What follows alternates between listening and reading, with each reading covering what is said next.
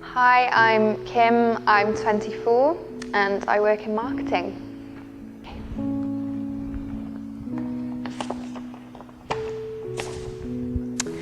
When did you realise you were having problems with your mental health and how did it make you feel?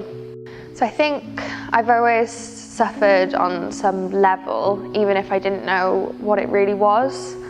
I just always thought that I thought differently to everybody else and that my brain kind of worked in a different way. I was working constantly, I was very busy, I was having notifications all the time via my phone, not switching off, not eating right, not looking after myself, and just got into a very, very bad place. Who did you speak to about it first and what was that like? So I think the first person I spoke to was my mum.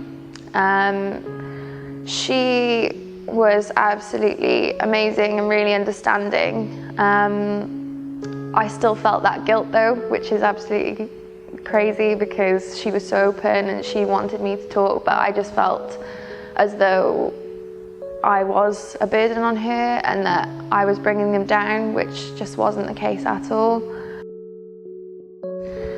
What tips would you give someone who wants to talk to their parents about their mental health for the first time? You should definitely not feel guilty in any way, shape or form. You shouldn't feel like a burden or that you're bringing people down because, especially around your family, they want to be there for you. What advice would you give to parents who want to raise the subject of mental health with their child? You know your children the best. And if you think there's anything wrong, even if they haven't come out with it themselves, ask if they're okay.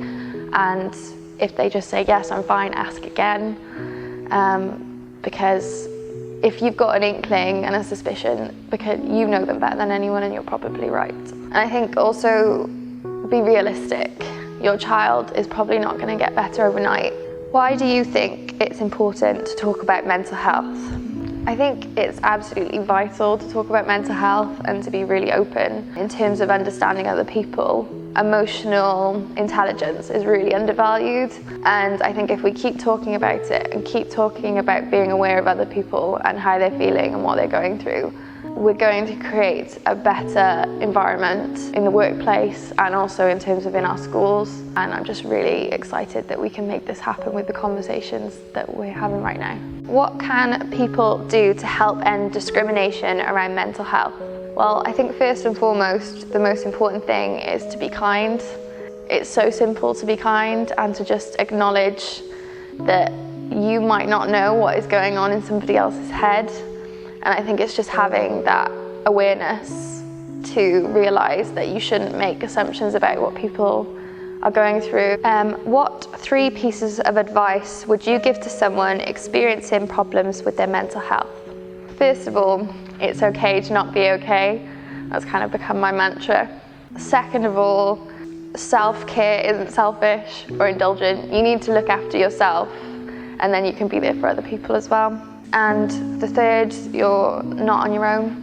You realise when you start talking about mental health that you are part of this big community of people, and the more you talk about it, the more you realise that it's everywhere and so many people have experienced it.